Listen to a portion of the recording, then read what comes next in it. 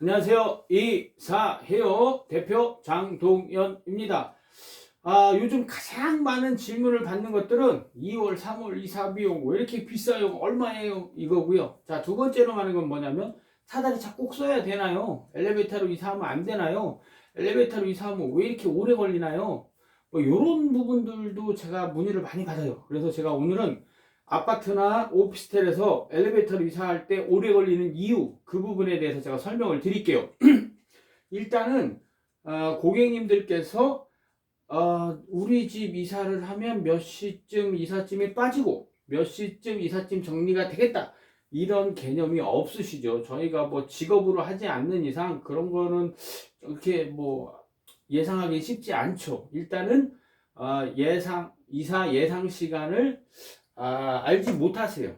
그런 부분이 가장 크고요. 자, 그리고 두 번째는 뭐냐면 2톤부터 6톤 정도 되는 이삿짐을 가지고 계신 고객님들은 나는 이삿짐이 정말 얼마 되지 않는다, 그래서 우리 집은 다른 집에 비해서 뚝딱하고 빨리 끝날 수 있다, 이렇게 생각하세요. 그런데 그것도 잘못된 거죠. 왜 그러냐면 내가 하는 비교 대상이 누군가요? 내가 투룸에 살고 있으면 원룸과 비교하진 않죠. 방 3개 인분과 비교해서 생각해 볼 때 우리 집은 이삿짐이 없다. 자, 내가 25평에 사는데 내가 이사 대사 비교 대상은 25평 이상이죠. 그 집과 비교했을 때 우리 집은 이삿짐이 없는 거죠. 그렇죠? 가지고 있는 건 다 가지고 있는데 내가 하는 비교 대상을 우리 집과 같거나 큰 집과 비교하기 때문에 빨리 끝날 거라는 오해를 하고 계세요. 자, 그리고 세 번째는 뭐냐면 사다리차 기계가 올리잖아요. 그죠? 특장 기계가 올리잖아요. 자, 엘리베이터, 리프트, 이것도 마찬가지로 설비가 올리잖아요. 사람이 들어 올리는 게 아니잖아요. 그래서 우리 고객님들은 어떻게 생각하시냐면 사다리 쓰는 거나 엘리베이터 쓰는 거나 똑같다, 이렇게 생각하세요.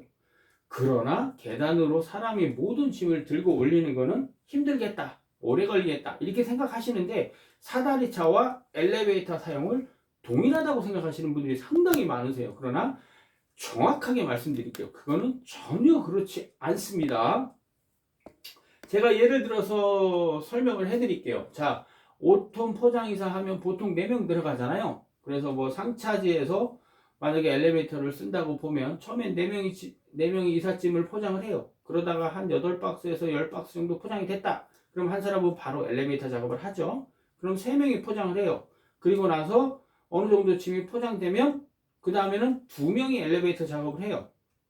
포장이사는 새 집에 가서 정리를 꼼꼼하게 해드리기 위해서 지금 집에서 가지고 있는 이삿짐들을 부분 단위로 박스와 바구니에 나누어 담아서 정리를 하기 쉽도록 나누어 담는 거예요. 그런데 새 집에 가서 또 엘리베이터를 올립니다. 자, 보세요. 주방 이모님 한 분, 뭐 냉장고 가지고 올라가세요, 세탁기 가지고 올라가세요, 이렇게 못하죠. 그건 남자들이 해야 되는 일이잖아요. 그죠? 그럼 주방 이모님은 위에 올라가서 그냥 계시는 거예요. 큰님 다 올라올 때까지 하시는 일이 없어요. 그러면 남자 기사 3명이 이삿짐을 올리잖아요. 자, 냉장고 올렸어요. 저 같은 경우는 어떻게 일하냐면 냉장고 올렸어요. 자, 냉장고 조립해서 마무리까지 고객님 위치 확인까지 다 하고 움직여.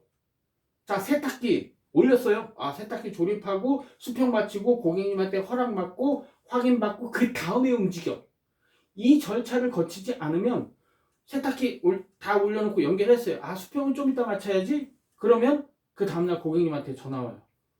우리가 깜빡한 거죠. 어제 정말 너무 수고하셨는데요. 우리 집 세탁기가 수평이 안 맞아서 빨래를 하는데 덜컹덜컹 소리 나요. 그러면 일 끝나고 바쁘게 방문면접 다니는 시간도 모자란데 거기 가서 이제 다시 수평을 맞춰드려야 돼요. 장롱도 마찬가지예요. 자, 장롱이 올라왔어요.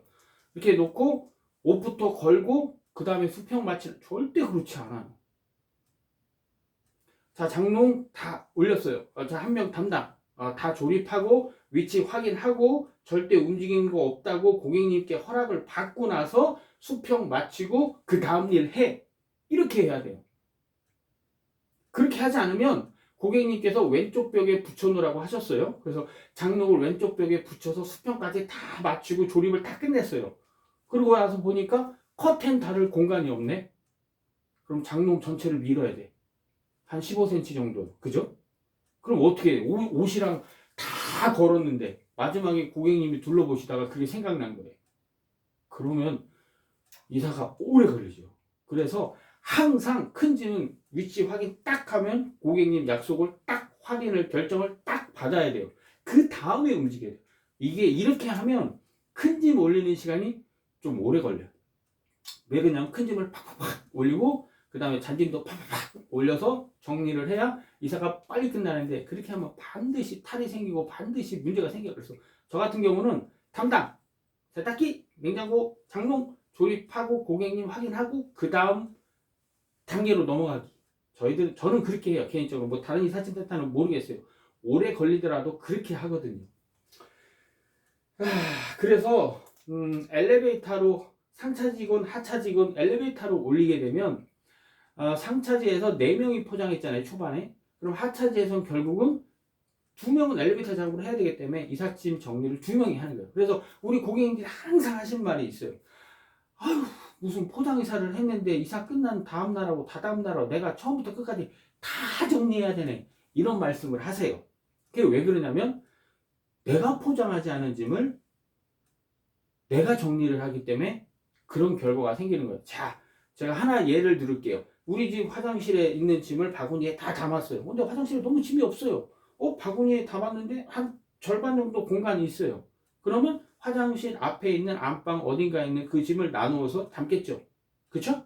그리고서 화장실이라고 마킹을 하고 이제 차에 실는 거예요. 그리고 새 집에 딱 갔는데 화장실이라고 써있는 바구니에 화장실 짐도 있고 다른 짐도 있어요. 그러면 이 사람은 어떻게 생각하겠어요? 아, 다 화장실에서 나온 짐이구나. 아, 이 집은 화장실에 쓰레기통이 2개였구나 생각하고 화장실에 다 넣어놓는 거예요. 그럼 고객님 그러시죠. 아휴, 화장실에 쓰레기통이 2개나 있네. 하나는 안방 건데. 이러면서 이제 불만족스럽게 되는 거예요. 그런 부분들이 한 가지만 있는 게 아니라 이쪽 방에도 있고 저쪽 방에도 있고 저쪽 방에도 있고 여러 군데 나누어져 있는 거죠.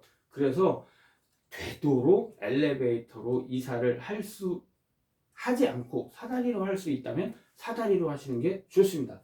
자, 그리고 이사 시간이 길어지는 또 다른 이유가 있어요. 우리 고객님들 새 집에 내가 가구를 어디에 놓을 건지, 가전을 어디에 놓을 건지 정확하게 도면을 그려서 딱딱딱 정해야 돼요. 도면을 안 그리셔도 돼요. 왜 그러냐면 우리 집이 넓어져서 어디에 놔도 좀 여유 공간이 있다. 그러면 어느 장소 지점 정도에 둘 건지 결정만 해 놓으셔도 돼요. 근데 그거를 안 하시고 토론하는 거야. 새 집에 짐을 가져갔는데 이삿짐이 막 올라오는데 토론을 하는 거예요. 여기다 놓는 게 좋을까요? 여기다 놓는 게 좋을까요? 그러면 시간이 굉장히 오래 걸려요. 냉장고에 짐을 다 넣는데 여기보다는 이쪽이 좋을 것 같아요. 그러면 정말 이사가 힘들어져요.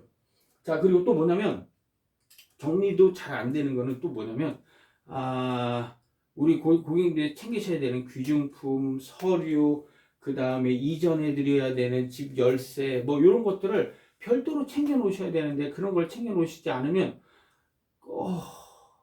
저희가 차에 짐을 다 실었는데 그 짐을 빼달라고 하셔야 되고 그 다음에 그 짐을 저희가 빼드려야 되는 상황이 오면 정말 힘들어요. 그런 것들을. 그래서 그런 것들이 하나하나 모이다 보면 이사 시간이 또 굉장히 길어져요.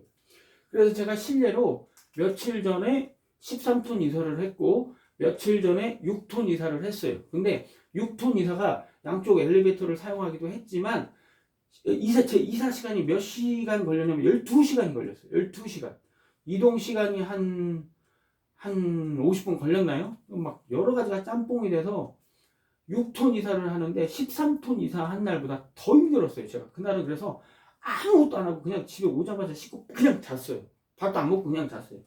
그래서 이 이사 시간이 내가 생각한 것보다 길어지면 기사들도 사람인지라 직업인이지만 사람인지라 그게 굉장히 힘들게 느껴져요. 이게 내 스타일대로 못 가기 때문에 이게 힘들어지는 그런 게 있습니다. 그래서 우리 고객님들 좀 알아두셨으면 좋겠어요. 자, 그리고 앞서 한번 말씀드렸죠. 사다리차와 엘리베이터는 절대 동일하지 않다는 점. 엘리베이터를 사용하면 시간도 길어지고 기사가 조금 더 힘들고 그 다음에 새 집에서 정리가 잘 안 되는 경향이 있어요. 그런데 고객님들이 하시는 말씀이 여기서 또 뭐라고 하시냐면 나는 지난번에 이쪽에서도 사다리 쓰고 이쪽에서도 사다리 썼는데 이사 끝난 다음에 내가 다시 새로 다 정리했다 이렇게 말씀하시는 분들도 계시거든요. 그거는 뭐냐면 이사 업체를 조금 좋은 데를 고르셔야 되고, 또 하나 우리 고객님들이 모르시는 게 있어요. 자, 견적서를 쓰고 계약서를 쓰잖아요. 작업 조건에 항상 저 같은 경우는 물어봐요. 지금 집에서는 뭘 어떻게 해드리는 게 더 좋겠습니까? 새 집에서 뭘 해드리는 게 더 좋겠습니까? 새 집에서 고객님께서 바라시는 요청사항이 있으십니까? 다 말씀해 주시면 저희가 기입할게요. 이렇게 말씀드리거든요. 근데 별로 없어요. 우리 고객님들 어떻게 하셔야 되냐면 원포인트, 투포인트를 결정하셔야 돼요. 내가 안방 아니면 부엌, 뭐 어느 부분은 아주 잘해주세요. 어느 부분은 조금 신경 써주세요. 나머지는 뭐가 파손되거나 흠집만 되지 않으면 뭐 그냥 받아들이겠습니다. 뭐 한 요 정도? 1순위, 2순위, 3순위 요 정도를 나누어 주시면 저희가 그대로 일을 하잖아요. 그럼 고객님 만족도가 굉장히 높아져요. 저희는 똑같이 일했는데 고객님께서 혼자 느끼시는 만족도가 달라지는 거거든요. 그런 부분을 알아두시고 고객님께서 견적서를 쓸 때, 계약서를 쓸 때 그냥 가격만 보고 결정하지 마시고 내가 이번에 이사할 때는 어떻게 준비해서 어떻게 진행을 하겠다. 이런 부분들을 조금 생각해 놓으시면 좋아요. 자, 그래서 엘리베이터로 사용하는 사무실 이사. 제가 예를 들어서 한번 설명을 드릴게요. 자, 지금 사무실에서 5명이 포장을 해요. 그럼 새 사무실에서도 5명이 포장을 하거든요. 그리고 차 몇 대가 왔다 갔다 계속 돌아요. 그리고 이쪽 엘리베이터에 한두 명, 이쪽 엘리베이터에 한두 명. 이사 끝날 때까지 엘리베이터 안에만 있어요. 왜 그럴까요? 사다리로 내리지 못하니까 이삿짐을 내리고 올리는 시간을 최소화시키기 위해서 이 엘리베이터 안에 한두 명, 이쪽 엘리베이터에 한두 명, 엘리베이터 안에만 있어요. 그런 이유가 있거든요.